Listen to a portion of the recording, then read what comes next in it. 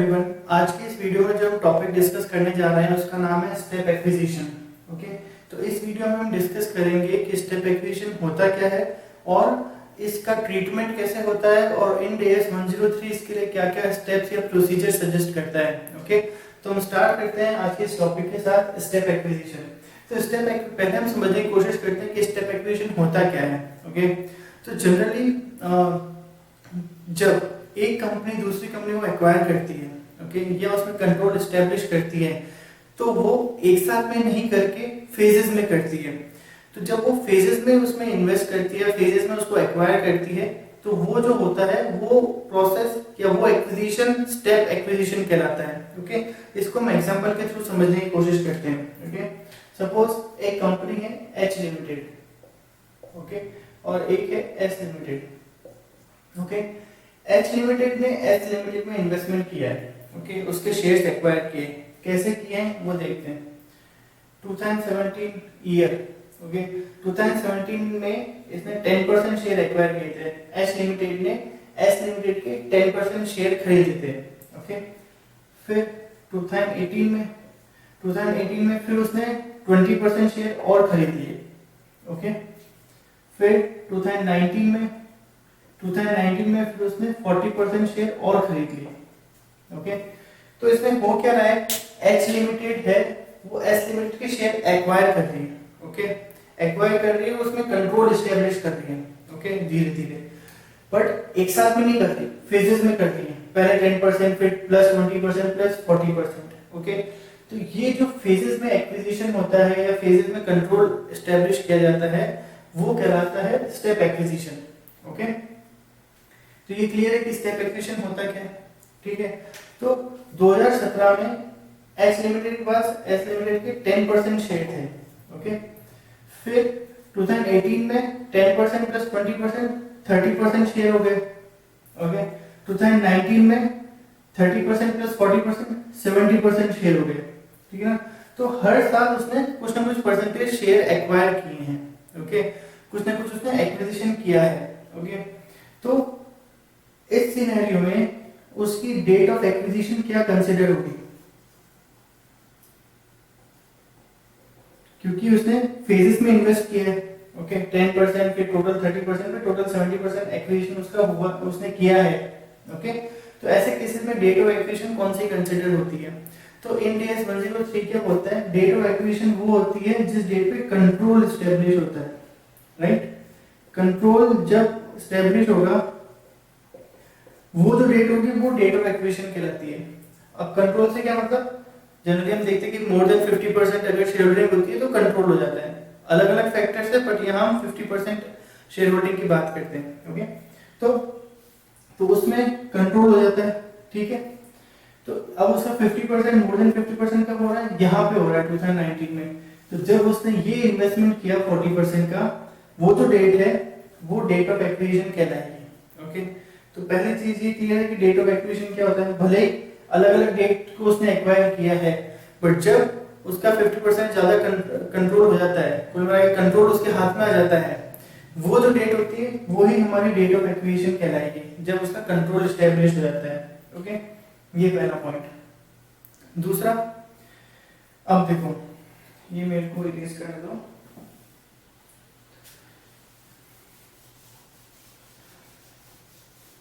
Okay,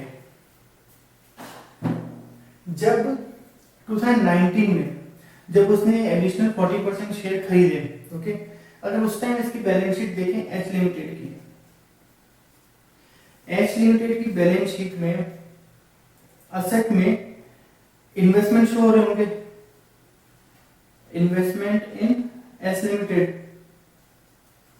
30% जो investment किया हुआ है ये एक्वायर करने के जस्ट पहले, कंट्रोल एस्टेब्लिश करने के टाइम। ओके, एस लिमिटेड की बैलेंस शीट में एस लिमिटेड के 30% जो शेयर एक्वायर किए वो एज ए इन्वेस्टमेंट शो हो रहे होंगे। राइट, इन इन्वेस्टमेंट का क्या ट्रीटमेंट करना है, what is the treatment of this investment, ये इंड एएस 103 सजेस्ट करता है। ओके, तो वही हम देखेंगे कि इनका क्या ट्रीटमेंट करना है। ये एक तरह से आपकी इंटरकंपनी होल्डिंग भी हो गई है। ओके, तो इंटरकंपनी होल्डिंग में कैलकुलेशंस होती है परचेज कंसिडरेशन की, वो सब हम अभी इसमें नहीं देखेंगे। उसके लिए मैं अलग से एक वीडियो बनाऊंगा जिसमें हम देखेंगे कि परचेज कंसिडरेशन की कैलकुलेशन कैसे होती है। बट इसमें हमारा पर्पस क्या है, इंड एस बताता है कि ये जो इन्वेस्टमेंट शो हो रहा है उसका ट्रीटमेंट कैसे करना है उसका, ठीक है। तो वो हम डिस्कस करते हैं कि ये जो इन्वेस्टमेंट शो होता है उसका ट्रीटमेंट कैसे करना है, ओके। तो ये क्लियर हो गया है, तो मैं इसको हटा देता हूं।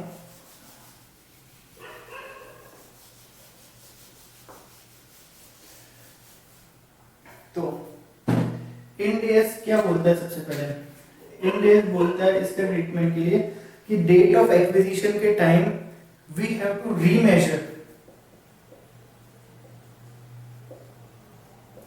ये जो इन्वेस्टमेंट शो हो रहे हैं डेट ऑफ एक्विजिशन के टाइम, ये जो इन्वेस्टमेंट शो हो रहे हैं एस लिमिटेड के, इसको हमें रीमेजर करना पड़ेगा। रीमेजर किस पे करेंगे हम, फेयर वैल्यू पे, फेयर वैल्यू पे रीमेजर करना पड़ेगा, ओके। ये जो बुक्स में कॉस्ट पे या जो भी हमारा वैल्यूएशन का तरीका है उसके अकॉर्डिंग उस कैरिंग वैल्यू पे शो हो रहे होंगे, ओके। बट एक्विजिशन के टाइम हमें इसको रीमेजर करना पड़ेगा फेयर वैल्यू पे। अब जब हम उसको रीवैल्यू करेंगे या रीमेजर करेंगे फेयर वैल्यू पे, तो ऑब्वियसली कुछ ना कुछ गेन होगा या लॉस होगा, राइट। फेयर वैल्यू के कैरिंग वैल्यू के बराबर नहीं है तो कुछ गेन या लॉस होगा। तो उस गेन और लॉस का क्या करना है, जो भी गेन और लॉस है उसका क्या करना है, तो उसको आप रिकॉग्नाइज करोगे पीएनएल में या ओसीआई में, पीएनएल और ओसीआई, ओके।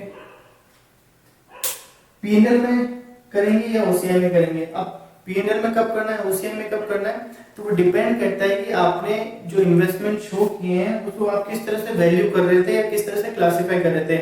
अगर आप उन इन्वेस्टमेंट को अगर इन डेज 109 के according fair value through OCI में क्लासिफाई करते हो तो जो भी गेन या लॉस होगा वो आपको ओसीआई में डालना है, ओके। अगर वैसा नहीं करते हो तो फिर आपको गेन और लॉस पीएनएल में डालना है। तो एक बार मुझे वापस रिपीट करने दो ताकि क्लियर हो जाए। तो जब भी आप उसको एक्वायर करते हो, जब भी आपका कंट्रोल एस्टेब्लिश होता है, एक्विजिशन डेट पे आपके पास आपकी बुक्स में ऑलरेडी इन्वेस्टमेंट शो हो रहे हैं, ठीक है ना। इंड एस कहता है कि जो भी आपके इन्वेस्टमेंट शो हो रहे होते हैं एक्वायरी कंपनी में, उसको आपको रीमेजर करना होता है, आपको एक्वायरर को रीमेजर करना होता है उन इन्वेस्टमेंट को। रीमेजर किस पे करेंगे, फेयर वैल्यू पे करेंगे, ओके। जब रीमेजर करोगे तो ऑब्वियसली कुछ गेन होगा कुछ लॉस होगा, गेन या लॉस होगा, ठीक है। तो जो भी गेन या लॉस होता है वो या तो पीएनएल में जाएगा या ओसीआई में जाएगा। अब पीएनएल में कब जाएगा, ओसीआई में कब जाएगा, तो ये डिपेंड करता है कि आपने उसका वैल्यूएशन कैसे किया है उन इन्वेस्टमेंट का। अगर आपने उनको इंड एस 109 के according fair value through OCI के अकॉर्डिंग क्लासिफाई कर रखा है तो भी जो भी गेन लॉस है वो ओसीआई में जाएगा, अदरवाइज वो पीएनएल में जाएगा, ओके। ये क्लियर है, ओके।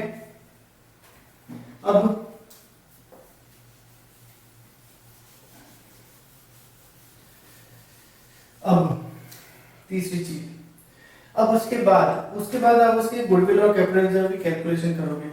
गुडविल या गेन और बार्गेन परचेज, गेन और बार्गेन परचेज, तो वो सिंपल है।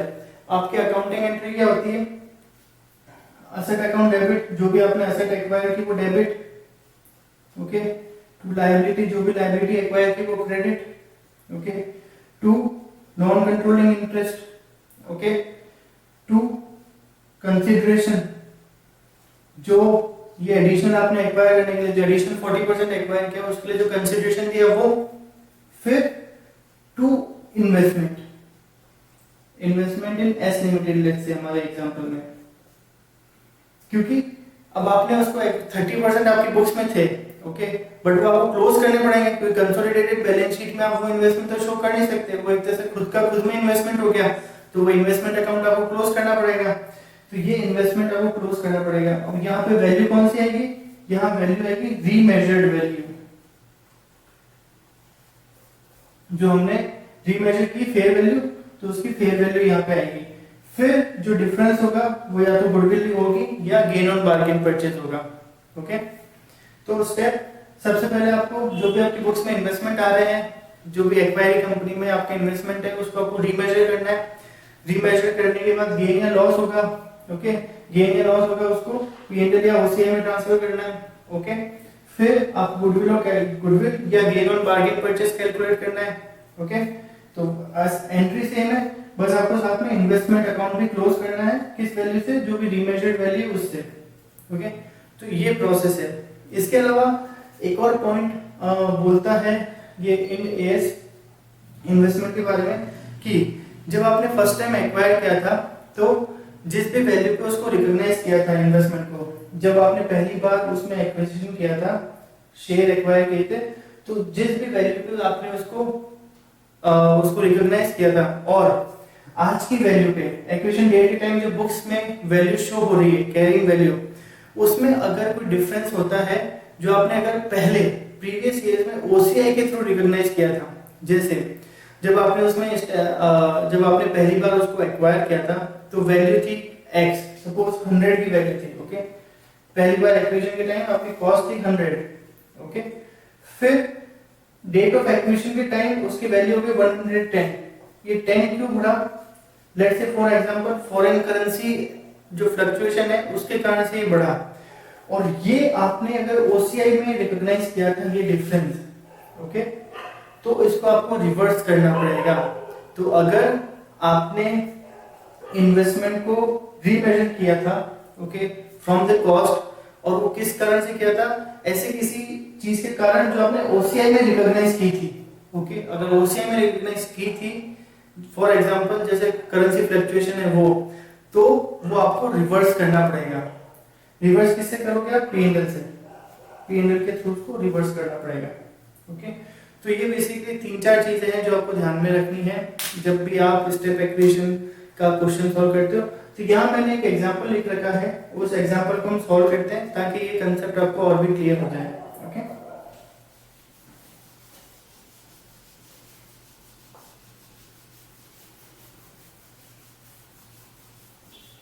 बहुत ही कंसेप्चुअल ढंग से समझेंगे तो ये हमें बहुत ही अच्छे से क्लियर हो जाएगा, इसमें कोई डिफिकल्टी नहीं है, ओके। बस थोड़ा सा हमें कंसेप्चुअली अच्छे से समझना है, ओके, और स्टेप हमें पता होने चाहिए। तो क्वेश्चन ये है कि entity B has 40% interest in, okay, तो ये आपका एग्जिस्टिंग इंटरेस्ट हो गया, एग्जिस्टिंग इंटरेस्ट या परसेंटेज बोल लो 40%, ओके, और वो उसकी बुक्स में एज एसोसिएट उसको अकाउंट कर रखा है, एंटी एस 28 के अकॉर्डिंग एज एसोसिएट उसको अकाउंट कर रखा है, और उसकी वैल्यू कितनी है? तो एग्जिस्टिंग इंटरेस्ट की वैल्यू कितनी है? 40 लाख, ओके। अब 40% इंटरेस्ट तो उसका ऑलरेडी होल्ड कर रखा है, फिर उसने रिमेनिंग 60% भी खरीद लिया, ओके। तो रिमेनिंग 60% कितने में खरीदा? रिमेनिंग 60% उसने खरीद लिया 600 लाख में। तो ये बेसिकली हमारा परचेज कंसिडरेशन हो गया, ओके। रिमेनिंग 60 का परचेज कंसिडरेशन हो गया। फिर जो 40% शेयर हमने होल्ड कर रखा है उसकी वैल्यू हमने बताई है, फेयर वैल्यू 400 लाख, तो वो फेयर वैल्यू होगी 400 लाख किसकी? 40% की, ओके। और जो total value of net asset है वो 880 लाख है, ओके। तो अब ये इंड एस हमें क्या बोलता है? सबसे पहले वो बोलता है हमें रीमेजर करना है, रीमेजर करना है existing investment, okay. Existing investment उसको रीमेजर करना है। रीमेजर किस पे करना है? पहली बात फेयर वैल्यू पे करना है, ओके। और फेयर वैल्यू पे जब रीमेजर करेंगे तो ऑब्वियसली गेन और लॉस होगा, वो गेन और लॉस को कैसे रिकॉग्नाइज करना है? वो ओसीआई से करना है या पी&एल से करना है? यहाँ हमें क्लियरली बोल रखा है कि वो इंड एस 28 के अकॉर्डिंग रिकॉग्नाइज कर रहा है, तो इसका मतलब हमें पी&एल से रिकॉग्नाइज करना है। अगर वो 109 बोलता इसका मतलब वो फेयर वैल्यू थ्रू ओसीआई के अकॉर्डिंग रिकॉग्नाइज करना है, रिकॉग्नाइज किया होगा उसने, तो हमें वो ओसीआई में ही गेन ट्रांसफर करना है, ओके। तो सबसे पहली एंट्री हम करेंगे रीमेजरमेंट की, ओके। तो पहली एंट्री हो जाएगी रीमेजरमेंट की। तो रीमेजरमेंट में अपने इन्वेस्टमेंट में कर रहा हूं तो क्या होगा? ओके, इन्वेस्टमेंट इन, तो देखो फेयर वैल्यू है उसकी इन्वेस्टमेंट की 400 लाख, जबकि carrying value book value 40 lakh, तो मुझे अपनी इन्वेस्टमेंट की वैल्यू बढ़ानी है। ओके, फेयर वैल्यू पे मेजर करूंगा तो 40 से 400 करना है, तो इन्वेस्टमेंट की वैल्यू बढ़ानी है। ओके, तो वैल्यू बढ़ाने के लिए इन्वेस्टमेंट को डेबिट करूंगा, इन्वेस्टमेंट इन ई लिमिटेड डेबिट, कितने से 40 लाख तो बुक वैल्यू है, करेक्ट, उसको मुझे 400 लाख पे लाना है, मतलब 360 से एक्स्ट्रा बढ़ाना है, तो ये हो जाएगा 360। ओके, 2 हो जाएगा gain on equity interest, gain on equity interest, और ये जो गेन ऑन इक्विटी इंटरेस्ट है वो कहां ट्रांसफर होगा, वो पीएनएल में होगा। ओके, ये होगा 360। तो ये एंट्री किस चीज की हो रही है, ये रीमेजर कर रहे हैं हम हमारे इन्वेस्टमेंट इन ई लिमिटेड को मेजर किया है। ओके, रीमेजर किया है और उसको 40 तो बुक में वैल्यू है, उसको बढ़ाना है 360 से ताकि वो 400 हो जाए। ओके, उसके बाद हमें क्या करना है, उसके बाद हमें असेट और लायबिलिटी एक्वायर करने की एंट्री करनी है। ठीक है, बट उससे पहले हम गुडविल की कैलकुलेशन देख लेते हैं। ओके, गुडविल की कैलकुलेशन के लिए हमारी नेट एसेट कितनी है, नेट एसेट है हमारे यहाँ पे दे रखी 880।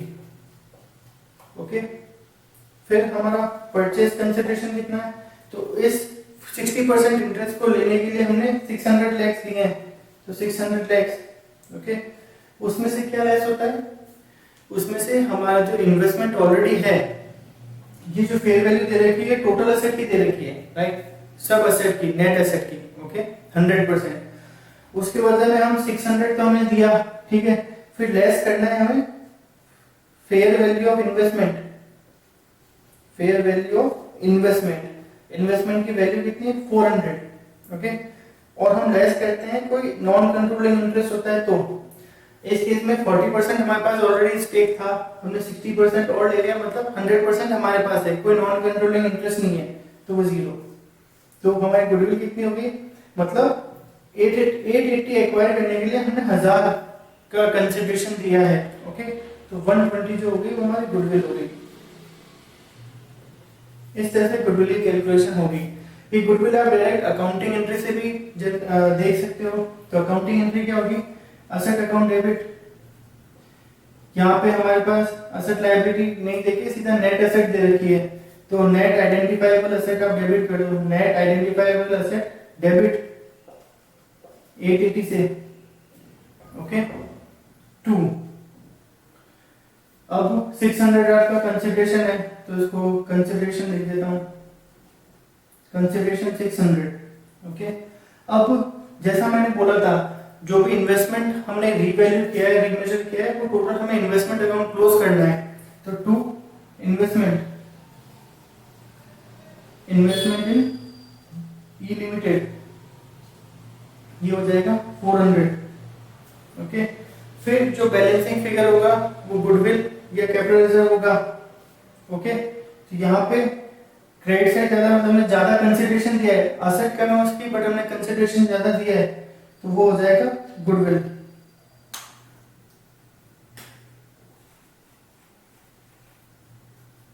गुडविल डेबिट हो जाएगी 120। तो ये इस तरह से आपको ध्यान रखना है।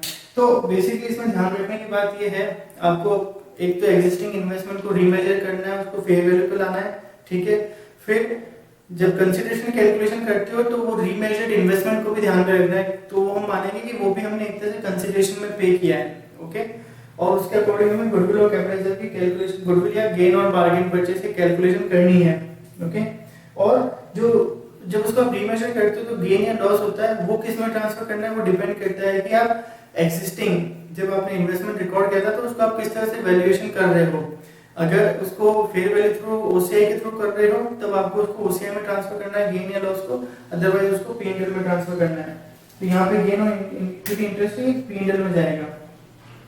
ओके, और एक और जो इम्पोर्टेंट पॉइंट था वो था कि अगर जो जिस टाइम आपने रिकॉर्ड किया था और जो आज एक्विजिशन डेट पे जो वैल्यू है उसके बीच में अगर चेंज हुआ है कोई, जैसे फॉरेन करेंसी फ्लक्चुएशन के कारण कोई चेंज हुआ है जिसको आपने ओसीआई में रिकॉग्नाइज किया था, तो वो आपको रिवर्स करना है।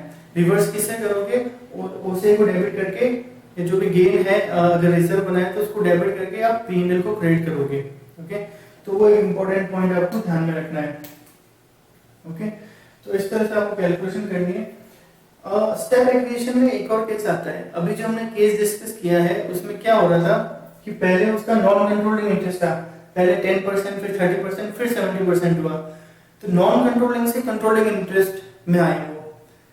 उसमें एक और केस हो सकता है कि जैसे अभी इसमें 70% हमारा हिस्सा था, फॉर एग्जांपल जो मैंने आपको पहले एग्जांपल दिया था, उस 70% के बाद आप 10% और एक्वायर करते हो, उस सिनेरियो में क्या चेंज होता है, क्या उसका अकाउंटिंग इंपैक्ट होता है, तो वो मैं आपको नेक्स्ट वीडियो में बताऊंगा। ओके, तो आई होप ये चीज आपको क्लियर हो गई होगी कि स्टेप एक्विजिशन क्या होता है, इसमें हमें किन किन चीजों का ध्यान रखना होता है और अकाउंटिंग एंट्रीज कैसे होती है। जो इंटरकंपनी रिलेटेड पार्ट है, जैसे परचेज कंसिडरेशन की कैलकुलेशन में क्या इंपैक्ट होता है, इसके लिए मैं अलग से वीडियो बनाऊंगा। तो आप लोग जो मेरे वीडियोस है उनको देखते रहिए, मैं आपको आगे और इन्फॉर्मेशन दूंगा कि क्या क्या वीडियोस में अपलोड करने वाला हूँ। तो आई होप ये सेशन आपके लिए अच्छा होगा और आपके लिए हेल्पफुल होगा। So I wish you all the best and thank you.